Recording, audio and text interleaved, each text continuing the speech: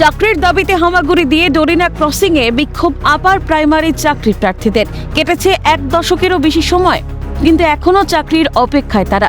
Interview না হওয়ায় কাটেনি জট। অন্ধকারের মুখে চাকরি প্রার্থীদের ভবিষ্যৎ। তারই প্রতিবাদে বুধবার রাজপথে নামেন চাকরি প্রার্থীরা। কার্যত হামাগুড়ি দিয়েই চাকরি ভিক্ষা করলেন তারা। আমরা একটাই দাবি নিয়ে আজকে 11 বছরের উপর বসে আছি, কিন্তু সরকারের কোনো রকম হেলদোল, কোনো রকম পদক্ষেপ আমরা বিভিন্ন জায়গায় ডেপুটেশন কর্মসূচি করে। আমাদের বয়সগুলোও তো শেষ। আজকে যখন আমি আসছি, আমার ছেলেরা যখন আমার ছেলে হয়েছিল, ছোট ছেলে, তখন আমি পরীক্ষাটাই পাশ করেছিলাম। কিন্তু আজকে যখন বলছি পড়তে বস বাবা, আমাকে সে প্রশ্ন করছে, মা তুমি আমাকে পড়তে বসতে বলছো, কারণ তুমি তো এমএ বিএড করে সেই হাততালি দিতে যাচ্ছ। আজকেও সেই এমএ বিএড করে এসে এইটাই কি আমাদের মাননীয় মুখ্যমন্ত্রী, যিনি বলেন সবসময় মানবিক, তার কাছে এটা আমরা অন্তত আশা করি না। পুরোটাই ইনজাস্টিস। 2015-16তে আমরা পরীক্ষা দিয়েছি, 16-এর রেজাল্ট বেরিয়েছে। আপনারা চিন্তা করুন তো, এটা কোন সাল? 2026 সাল। এখন 10-11 বছর আমরা রাস্তায় এভাবে ঘুরে বেরিয়েছি। মাতঙ্গিনী হাজরা মূর্তির পাদদেশে আমরা বসে, রোদ জল বৃষ্টি মাথায় করে আমরা বসে আন্দোলন চালাচ্ছি। আমরা টেট পাস করে, বিএড পাস করে, সব কিছু করেও গভর্নমেন্টের স্কুল তো দূরস্থ। আমরা ভাবতেই পারছি না আমরা কোথায় দাঁড়িয়ে রয়েছি। 20 বাও জলে দাঁড়িয়ে রয়েছি। তাহলে এটা আমাদের সঙ্গে ইনজাস্টিস হয়নি বলুন তো? তাদের দাবি বিধানসভা ভোটের আগেই দিতে হবে নিয়োগ। মুখ্যমন্ত্রীর হস্তক্ষেপের দাবিতে সোচ্চার হন আপার প্রাইমারি চাকরি প্রার্থীরা। 2014 সাল থেকে 2026 সাল বছর ঘুরেছে, কিন্তু স্তব্ধ নিয়োগ। প্রতিনিয়ত জুটেছে বঞ্চনা।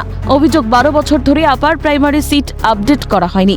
প্রাইমারিতে 75,000 নিয়োগ হলেও আপার প্রাইমারিতে 50,000 সিট থাকলেও কেন তা 8,000-এ থেমে থাকবে? পুরোটাই ইনজাস্টিস।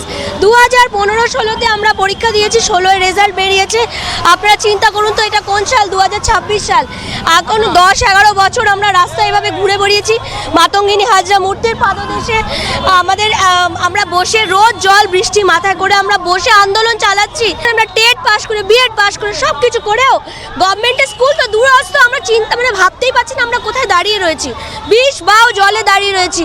তাহলে এটা আমাদের সঙ্গে ইনজাস্টিস হয়নি বলুন তো? আর নির্বাচনের পরে কোথায় কি চলে যাবে, সরকার বদল হয়, যদি নতুন সরকার আসে, তাহলে আমরা তো আবার সেই 20 বাও জলেই চলে গেলাম। আর এই দিদি থাকলে তো আলাদা বিষয়। আমরা তো টেটও পাস করেছিলাম, আমরা বিএড করেছি, মাস্টার্স আছে, গ্র্যাজুয়েট করে হয়েছি।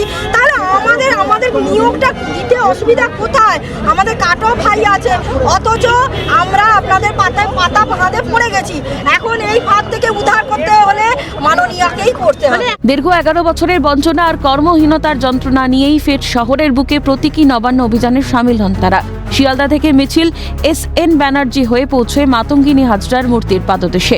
সেখান থেকে 2 প্রতিনিধি সই সংগ্রহ করে পুলিশের গাড়িতে চেপেই পৌঁছয় নবান্নে ডেপুটেশন দেওয়ার উদ্দেশ্যে। আগামী দিনে আরও বৃহত্তর আন্দোলনের হুঁশিয়ারি দিয়েছেন তারা।